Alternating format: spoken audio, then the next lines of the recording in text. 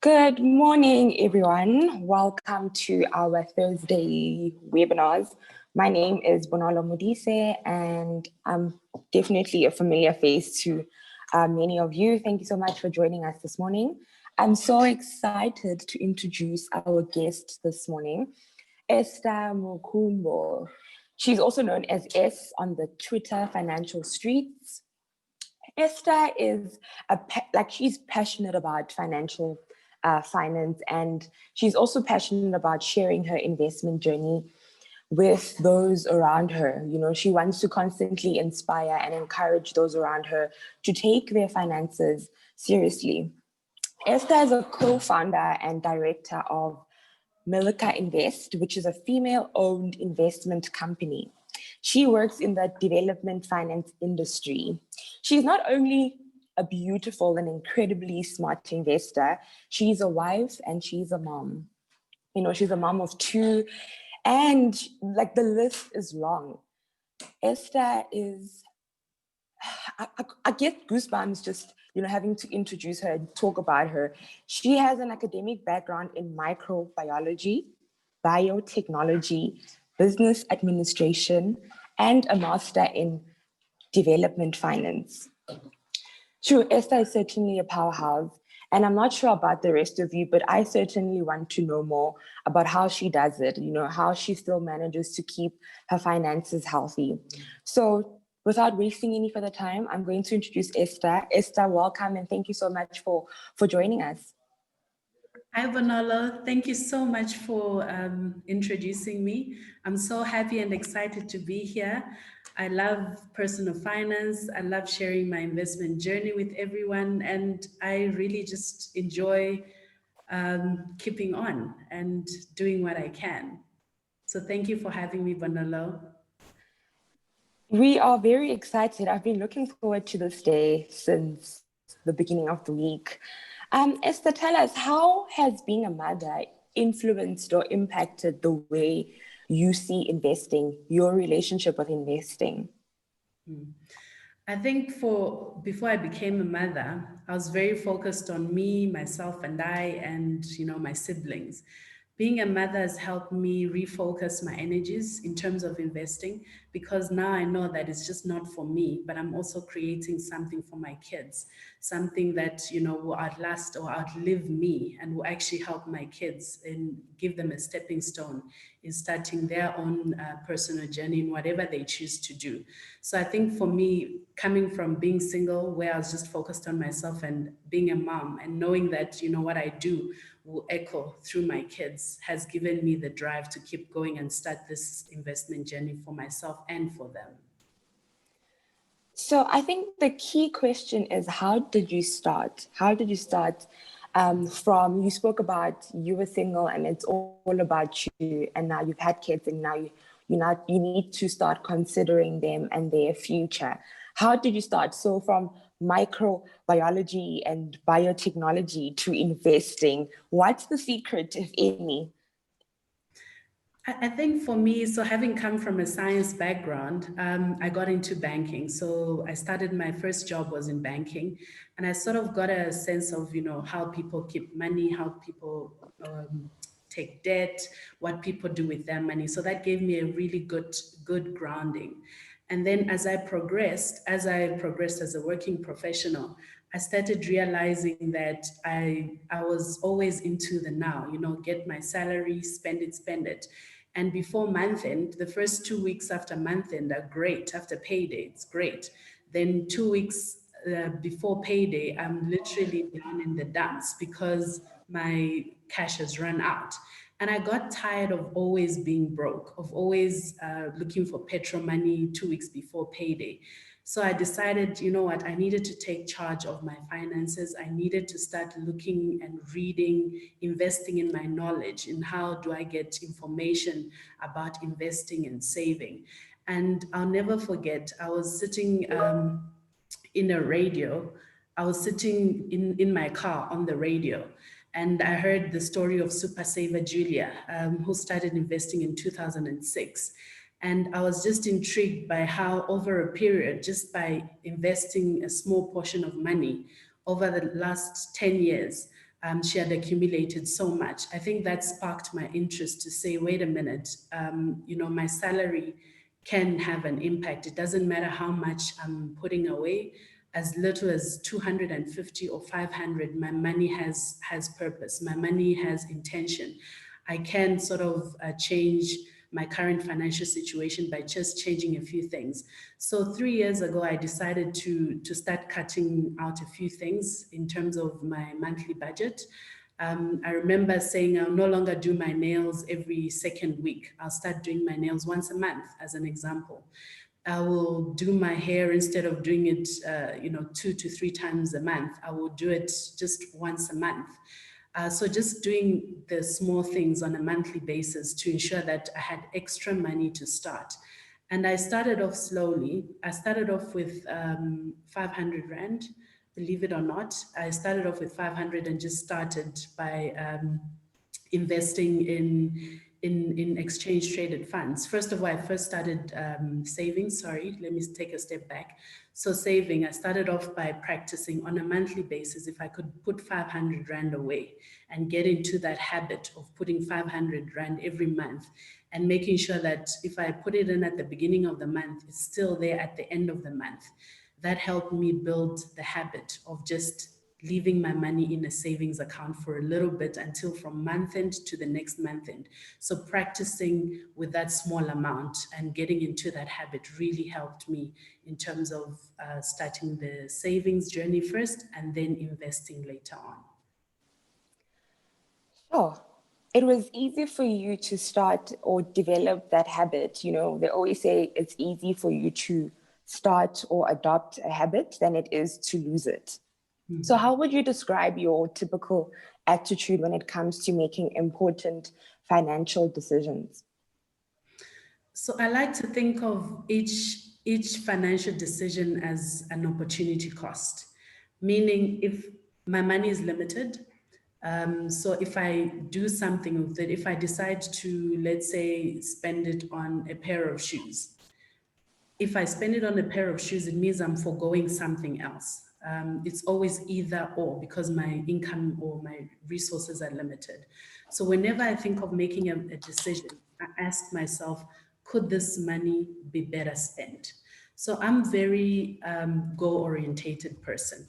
So my goal is to ensure that, you know, my investments start giving me income on a monthly basis.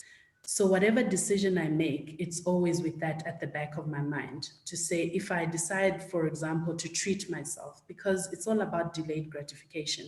If I decide to treat myself to something now, what am I taking away from my future goal? So it's about, are my monthly habits aligned with my future financial goals? So I always try and make decisions that with that at the back of my mind, knowing that it's either or, it's always an opportunity cost with whatever decision I make financially. So you describe every investment journey as a personal journey, if I'm getting you correctly. So each person has a different way of starting and of investing, basically, and developing your own personal investing journey that works for you. Would you say there are any fundamental ways of developing investment habits? Is there like a standardized or standard fundamental ways of developing investment habits? Definitely. I think the best place to begin with the end in mind. What is your end? What is your end goal? What is it that you want? What does it look like financially? What does that look like for you? Is it spending quality time with family? Is it being able to afford a holiday for next month, deciding one day you want to go and on holiday for the next month? What does financially, what does your goal look like? Start with that in the beginning. Then work your way backwards and say, what must I be doing on a weekly, monthly basis, and annual basis to get myself there? So if you're going, for example, if you're going to go on let's take a holiday, you start investing a year before. You start saving on a monthly basis. If it's 250 to get, let's say, to a 5,000 Rand, do you need to start putting away 500 Rand on a monthly basis to get to that 5,000 in a year's time, as an example? For me, it's about knowing what my goal is. I know that at the end of the next 20 years, for example, I want to be financially free, financially independent. I just don't want to be relying on my salary alone as an income stream. I want to be getting various income streams from my investments through dividends. I want to be getting income from interest from my savings. So I know that on a monthly basis, I put a debit order. So on a monthly basis, without fail, I make sure that I put a debit order for my tax-free savings account. So we know that the annual limit, for example, is 36,000 Rand per annum on a tax-free account. I've put a debit order. So on a monthly basis, 3,000 Rand without fail goes off on my account on a monthly basis. And that keeps me honest. The debit order keeps me honest because I know when the salary comes in, you start weighing up your options. Oh, there's this new pair of shoes, or someone's birthday, or there's a baby shower, and you can easily get lost in everything that's happening around you on a monthly basis. But if you have a debit order in place, it keeps you honest, it keeps you in check, it keeps you accountable to ensure that you reach your financial goals. So for me, it's automation. I have a debit order automation that goes off on a monthly basis, and then whatever is left in my account, then I spend that on a monthly basis. So it makes sure that it keeps me honest. So is this something you would say you learned in your academic financial background, or it's something that you've sort of like learned along the way when you started your investing journey? So like I said, I started off with 500 Rand. And for me, it was getting into the habit of every month, I make sure that 500 Rand is put aside. And if I could reach month end without taking it out, that was a big win for me. So from 500 Rand, I increased it to 2,000 Rand. And from there, I just kept on going because I could see the impact my 2,000 Rand was having on a quarterly basis. So when you start off, it looks like 500, it looks like 2,000 Rand, but give yourself a year. What does that 2,000 Rand look like? So for myself, I keep a milestone. It's almost a quarterly milestone for myself to see how far I've progressed. And that keeps me motivated. So on a quarterly basis, when I look back and I see how far I've progressed, it keeps me motivated to keep going. So it's not something I learned through my education. It's something I learned by practicing. It's practicing on a monthly basis, knowing that in a year's time, I wouldn't be where I was a year before. It's seeing the progress for me that keeps me going and keeps me motivated. And I think reading various blogs and hearing how other people have done it, I think I've learned from seeing how other people have done it. I know Stealthy Wealthy has appeared on this show as well. Stealthy Wealthy for me showed me that I could do it. People like Super Savior Julia who've done it before, who've gone and walked the path, and how they've done it has inspired me to keep going and implementing whatever I've learned. So it's about, for me, investing in my knowledge, in my personal finance knowledge, and making sure that I implement whatever I've read or learned along the way, and then tweaking that as I go. So when I started, there was 500 Rand, but when I saw the improvement over the few months that I had been implementing this, and I could see the potential in how it was going, I realized that I could find other sources of disposable income to put a bit more. And hence, when I started from 500, I moved to 2,000 Rand. And then now my goal is every year to make sure I max out my tax-free account on an annual basis. So you've mentioned that seeing how far you've come in your journey keeps you motivated and keeps you wanting to do more and to go further. And when we've reached our personal milestones, we often want to celebrate or even reward ourselves. Do you reward yourself? How do you reward yourself? How do you celebrate? Do you withdraw from your investment? How do you reward yourself? Okay, so I sort of one that plans and separates my stuff. So my investment stuff, that I keep separate.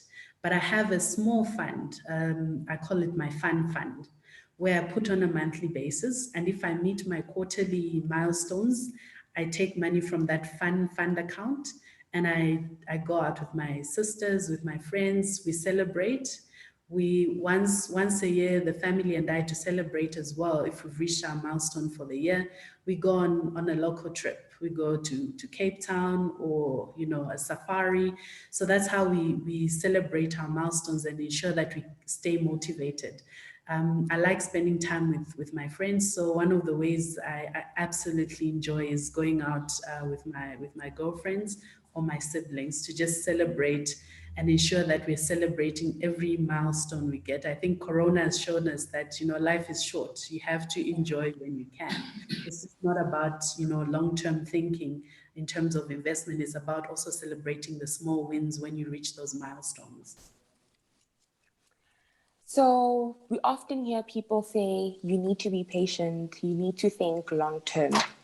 So aside from patience, how would you say, or what would you say is the second best attitude to have when it comes to investing? Consistency. I cannot stress consistency enough. We take it for granted that income will always be there. It's an unlimited resource. And there's certain financial things that happen along the way that show you that it's not always going to be there. So it's about being consistent on a monthly basis. Whether I feel like it or I don't feel like it, I know I have to automate my savings.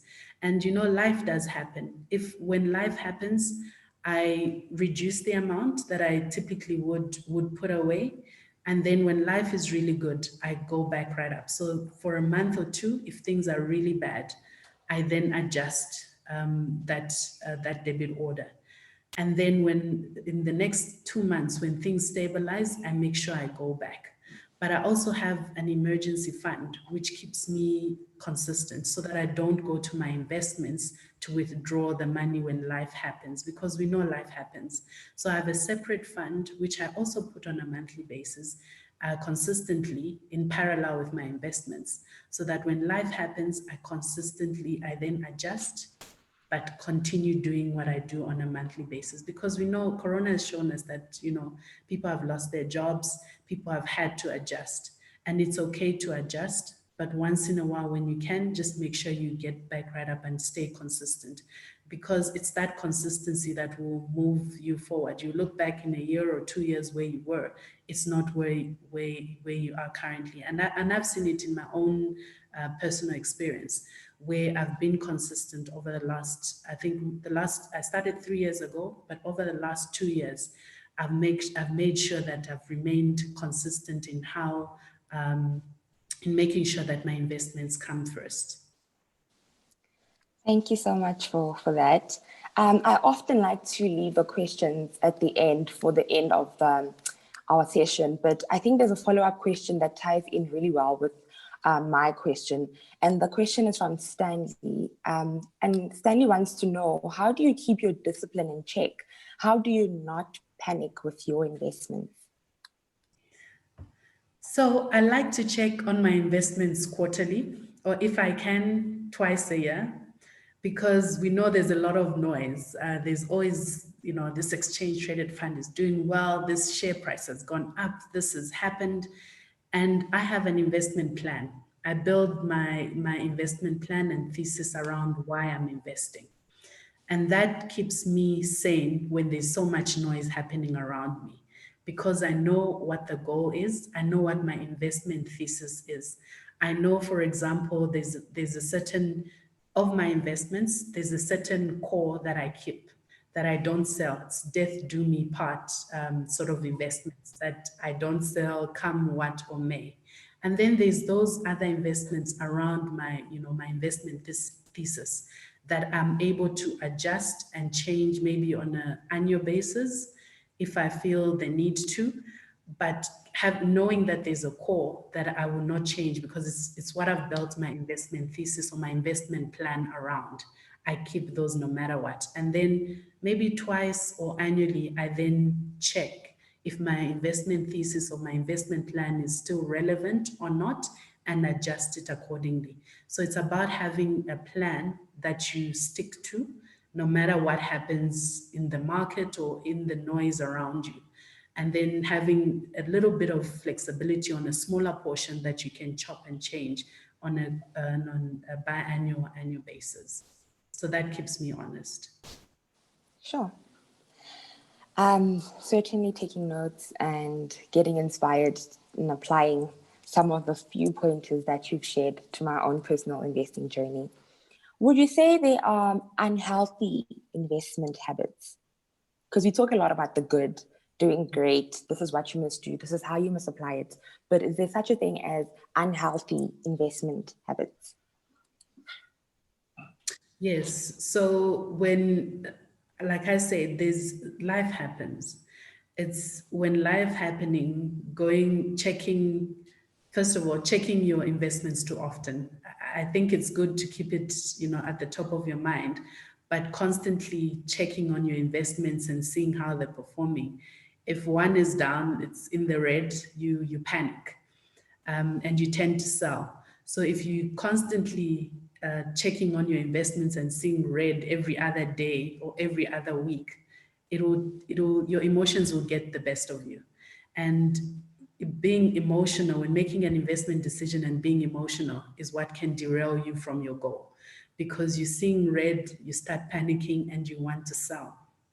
It's about knowing what your investment thesis is. Like I said, having your core and saying, no matter what happens, I have built my investment thesis on this particular investment.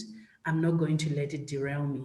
So it's constantly checking. I think that's a no-no for me, because it will derail you and it will allow you to act from a place of emotion as opposed to the investment thesis you've built, the case you've built of why you bought into something in the first place. Because we know, for example, Twitter is full of people talking about, this share price is doing this, or this exchange traded fund is doing this, and you can get excited by that and go and check on your investments. And when you see the first week is not doing well, the second week, I think March for me was a brilliant example. March this year, I think a lot of things happened in the financial world where everything just sort of plummeted. And if you had made a decision based on the emotions around that time when everything was just, losing value price-wise, you would have been a bit too hasty, because a few months later, everything else turned around. But for people who are constantly checking, they would have been alarmed by that dip in the market and would have acted on that. And that would have been the worst decision you could have made for yourself. So for me, it's the investment thesis. Make sure I stay true to that investment thesis of why I've invested in a particular entity or exchange traded fund. And no matter what the noise around me is, I just ignore it and I don't act from a place of emotions, because your emotions can get the better of you and everything else seems red around you. So it's just trying to keep a level head. Esther, you mentioned that life happens and we can't always, anticipate financial crises around us that we may face in our personal investing journeys.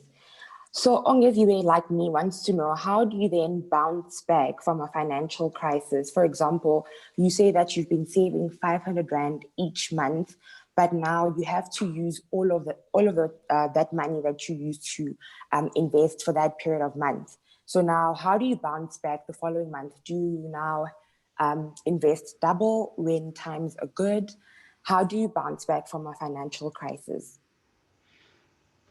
So I take a bit of time. So I still keep my investments if I can.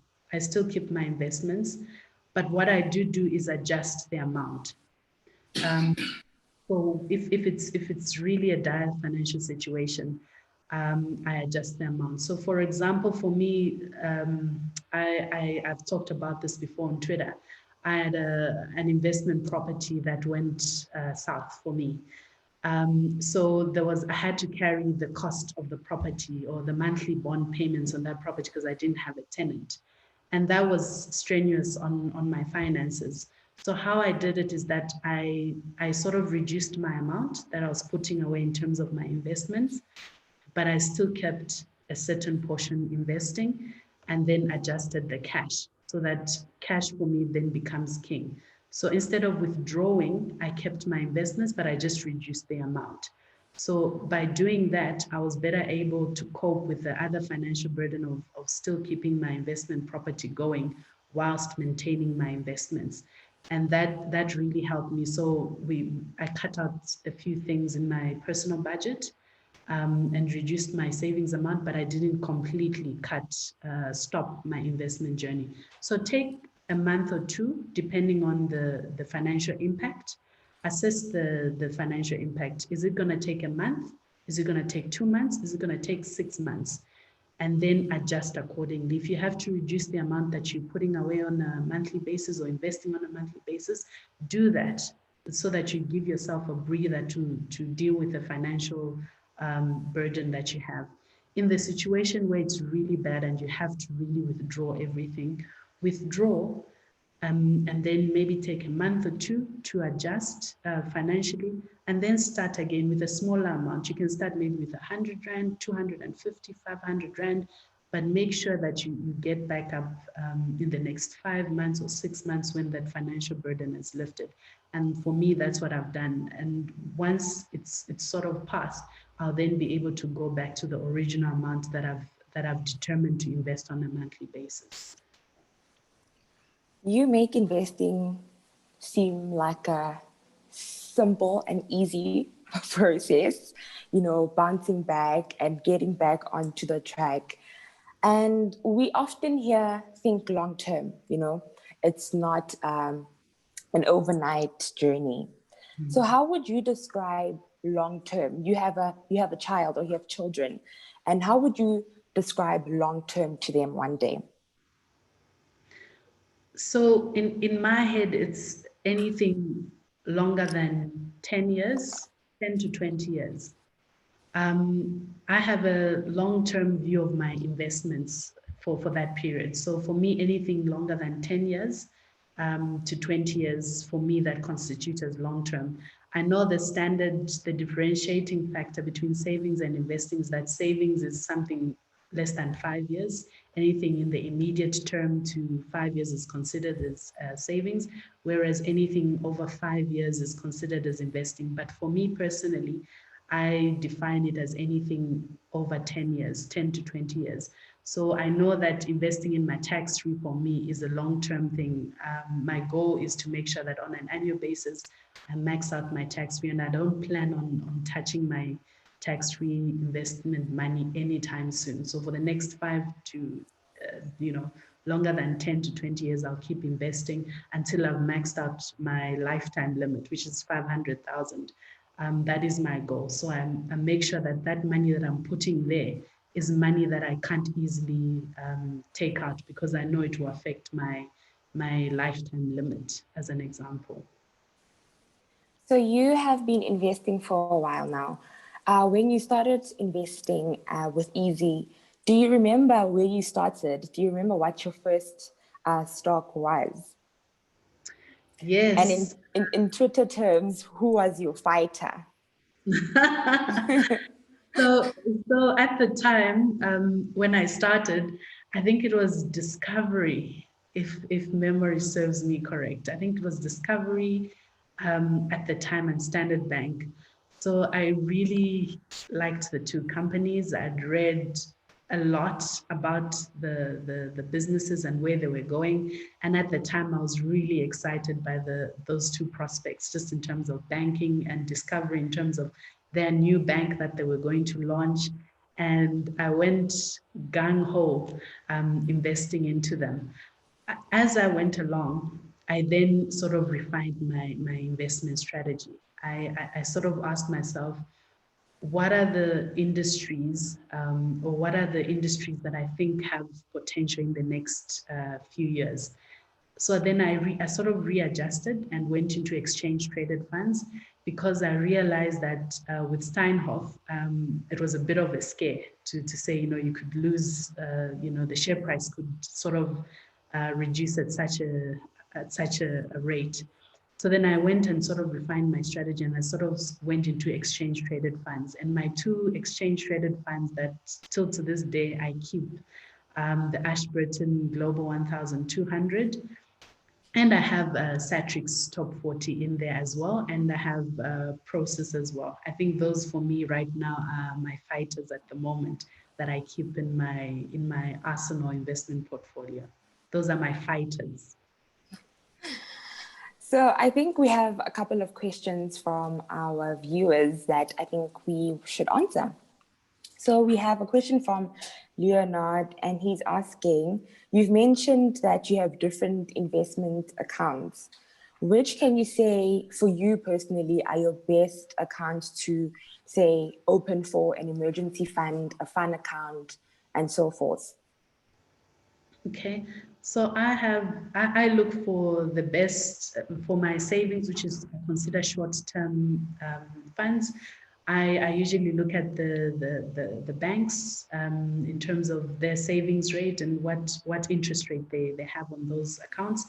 So I currently have something with Time Bank, because for me the interest there made sense, and I keep that money for a short term basis. I hope that helps. It certainly does. I'm sure Leonard is happy with that answer, because I know I am. And then Robert wants to know, I think he's curious, just like all of us, what is your typical investment portfolio like? Sure. Okay. So mostly between 50, I try and keep it constant, but it obviously moves, but between 50 and 60 is made up of exchange traded funds. And then the rest, 40 to onwards is for my individual stock picks. So that's sort of my playing ground, where I try and see, based on my building an investment thesis. So I look at, the company performance. I look at the opportunities that are going to come in the future. What are the opportunities for this company? I look at the management and all those good things and build an investment thesis. And then I invest on a few individual stocks. But my core, it's mostly made up of exchange traded funds. I like to think of myself as a sort of a medium to aggressive investor. So that's sort of where my portfolio sits. And would you say you have an investing strategy that is standard or changes depending on the market and how it looks? So it's standard with minor adjustments.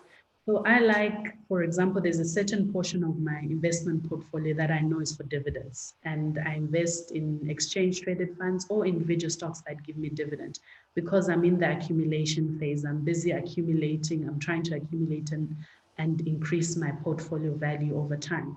So there's a certain portion of my portfolio that is dedicated to dividend income or dividend yielding investments or individual stocks. And that I say is what gives me a little bit of income. And then I also have a bit of some of the stocks that I think will grow in terms of share price. So I look at, what is the opportunity for this company? Is there an opportunity for this company to grow in the share price, in terms of share price, and in terms of for them to grow revenue? And those are the two sort of that I oscillate between to ensure that over time, my investment portfolio grows. Esther, I think we're ready for a YouTube channel, because I think The questions are coming in and all great questions. You started a Twitter thread and it went, viral and people were very excited about it. We have been following you for a while. Also, we've seen it and we've loved some of your personal journey points that you've shared with your followers. How do you start with creating or writing, your investment journey so confidently on a social platform like Twitter, where there's like a lot of noise around? How did you stay confident in what you're sharing? Did you share from your personal perspective, or did you share from like a general market perspective? Do you want to maybe highlight one of the points or a few of the points that you've mentioned in your pinned Twitter thread? So I think there's a lot of financial information, personal financial information out there. And for me, it's to ensure that I practically implement for myself what I'm learning and what I'm seeing out there. So based on what the research I'd done, then decided that I was going to open the 3 accounts that are offered on EasyEquity, which is, the USD account, the ZAR account, and the tax-free account. And as part of my priority, I make sure that I invest in the tax-free no matter what. And the other 2 accounts, whenever I have extra cash, I then put extra funds in there. So it's for me, sharing, it was with the intention that, it's possible. It's just to show people that, it's not pie in the sky that we read every day, either in the news or whoever we follow. It's about how do I make it practical? How do I make it personal for myself? So that, I take in all that I have and then practically implement it in my own life. And for me, opening those 3 accounts and deciding to invest in those 3 accounts was based on what I wanted. I want my money to grow. I want, put my money to work, paying my future self first. Hence, I invest on a monthly basis. And deciding whatever investments I make, I want to make sure that they grow over time. And over time, I can generate an income, extra income outside my usual salary on a monthly basis. So it's about practically implementing and sharing and saying, you know what, if I can do it, anyone else, they can do it. It's not pie in the sky. It's not as hard as everyone makes it. And I think with EasyEquity, being able to buy fractional shares, I think has been revolutionary, because we now have any person who has, as long as they have 5 rand, they're able to then invest in whatever share they like or see potential in. So it's about making it accessible. If I can do it, anyone else can do it. It's not as hard as we, overthink and think, what do I need to do? How are these people making money? For me, it's about sharing and saying, guys, if I can do it, surely you can also do it. It's not as hard as you think it is. Because growing up, I think I knew about savings, but I didn't know about investing. And for me, investing is where the difference happens in terms of building a being financially independent. Investing is that sweet spot that can get you from where you are to the future, whereas savings is for immediate. So it really doesn't build for the future, whereas investing does that. And for me, I just wanted to share with everyone that it's possible. Sure. That is truly inspiring. And what tempts you? We have a question from an anonymous attendee, and they want to know what tempts you, i.e. the percentage of the share price increase, to take profit from your long-term stocks. Do you have any temptations, any? Okay, so I consider anything a drop in the share price of over 25% over a period. So it's not just it's in the red today, therefore I'm getting rid of it. It's over a period of time. So it's a month, 2 months, 6 months. This stock has really been reducing over a period of time. Do I still keep it? Is the investment rationale or theory I've built around why I bought it still the case? So has something in the company materially changed, in terms of maybe their strategy, they're no longer doing what they said they would do, over a consistent long period of time. So I usually look at my investment account statements and over a period of time. I don't look at it at a point in time, but over a period of time. And if the investment thesis no longer makes sense, then maybe it's dropped to 25, let's say 25% reduction in the share price, and the fundamentals of why I bought it has removed. Then I relook at, do I still want to keep it or do I want to get rid of it? Otherwise, I stay consistent in terms of what I've built around what is in my core and what is in what I consider periphery, anything that I can chop and change. I think that's what keeps me honest. And I think you've answered Anderson's question. He wants to know, have you found yourself repositioning your portfolio spread often, or have you held onto the same medium long-term horizon? Because he says in COVID-19, he has found that the grants and opportunities are shifting faster than normal. So I've sort of kept what I had, more or less. There hasn't been significant changes. Let me put it that way in my portfolio. I think I look for opportunities. So the current craze, for example, is the tech space and telehealth, all those sort of opportunities that are creeping up, as well as online meetings. So you're like your Microsoft, for example. It's one that I've had in my portfolio. So I don't really see. I look at my overall portfolio and what that particular share plays in my portfolio. So each investment that I've made in a share or an exchange traded fund plays a particular function in my portfolio. So for example, Process for me is a tech sort of giant. I've kept it because I believe that industry is still growing. So it plays that function. And other exchange traded funds like your Ashburton Global 1200, I've invested because it gives me dividends, and I've invested because it takes into account the world. So those type of investments are for long term. I'm not going to chop and change just because it's changed. But if you're a short-term investor, and some are traders, of course, those are the ones that would really chop and change. And if things move sideways, then you sort of chop and change. So I look at the industry overall. What is the impact of, let's say, COVID on the industry? And in the next 5 to 10 years, where do I think this investment or this company will be going? And then I make that decision. If I think maybe COVID has really impacted, for example, and I don't see it coming out of the woods in the next 3 to 5 years or longer, then maybe I would look and readjust that particular investment. But I try and keep that to a minimal. I rarely do that. Maybe there are 2 or 3 that I'll chop and change, but I rarely sort of just let go of an investment just because it's read for longer than a month or 2.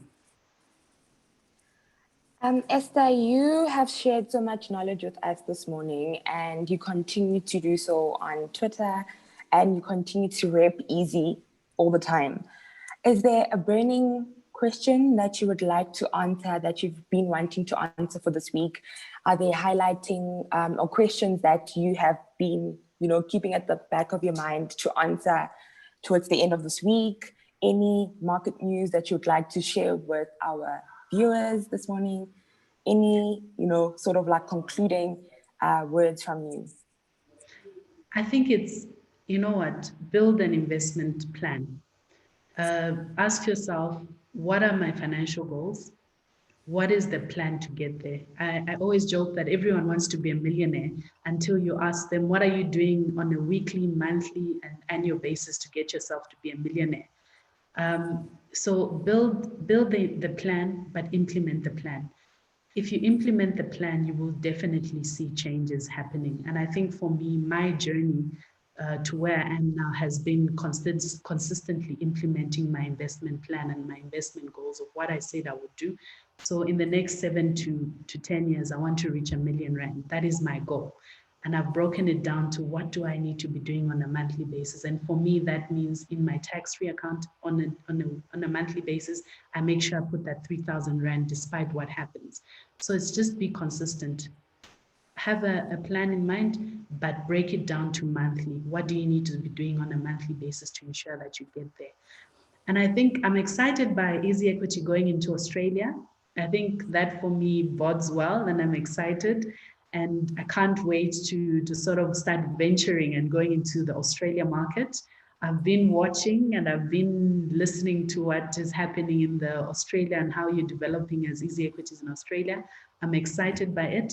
I do own Easy Equities in my portfolio, the Purple Group. Sorry, not Easy Equities, but Purple Group, because I really think it's one of those shares that I have no doubt will be doing amazing things in the next few years. So I'm excited by that. As a shareholder and a fellow investor, I'm very happy with what you're making. We're really excited about Easy Australia. A lot of exciting things are coming up with Easy Australia.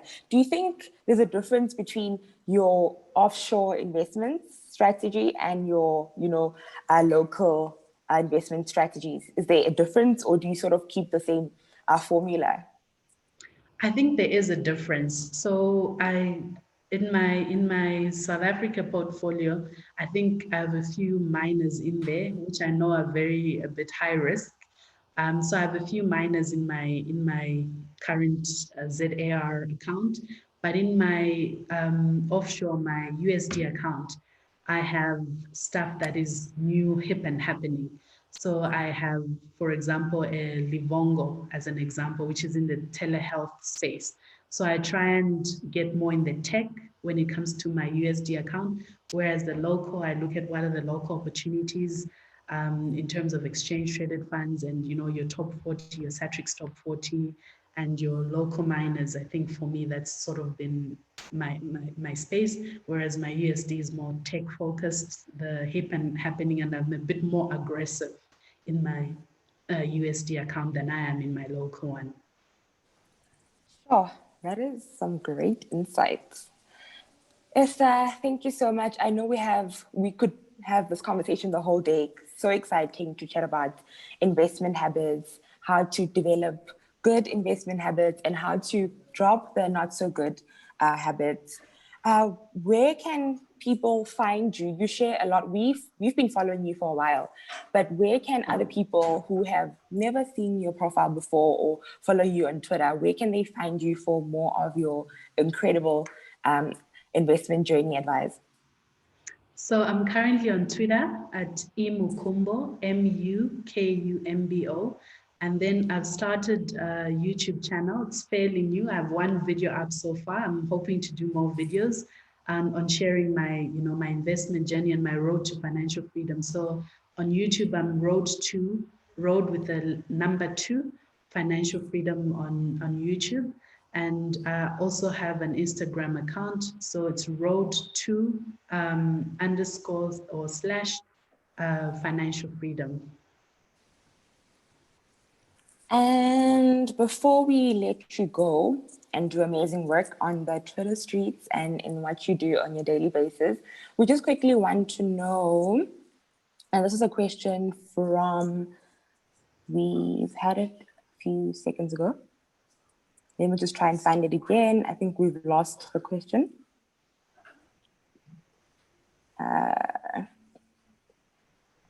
Oh, yes. So research is very important when looking at the companies and the brands that you want to invest in. Can you share some of the platforms or news platforms that you look to do a bit of your research? Maybe 3 or 4 of your favorite platforms that you often refer to for some research. So I do look at the EasyEquities IntelliDex reports that you usually do on a monthly basis. I look at investing.com. I use Yahoo Finance. I use MarketWatch. I use MoneyWeb quite often. And I also use Just One Lap, just on generic personal finance sort of information. I like to listen to a lot of podcasts. So I listen to, for me, 702 Bruce Whitfield, that 6 p.m. slot. It really helps in terms of knowing, because he interviews a lot of CEOs of companies. So you get to hear what their strategy is, what they plan on doing. So I love that show. It's very informative. I also, as mentioned, the others as well. So MarketWatch, investing.com, Yahoo Finance, and there's one called in the US called Seeking Alpha that I also use. Thank you so much for sharing your platforms. So, you're always willing to answer people's questions and share a bit of your personal knowledge. So the questions are coming in like crazy and we really, really appreciate them. And we see you guys, we really see you.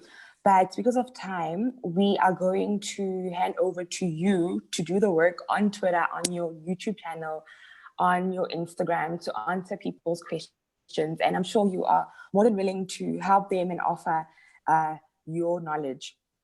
So Esther, from the bottom of my heart, I've been excited and looking forward to this webinar with you this morning. So thank you so much for offering us your time and sharing with us more on your investment knowledge and sharing your journey with us.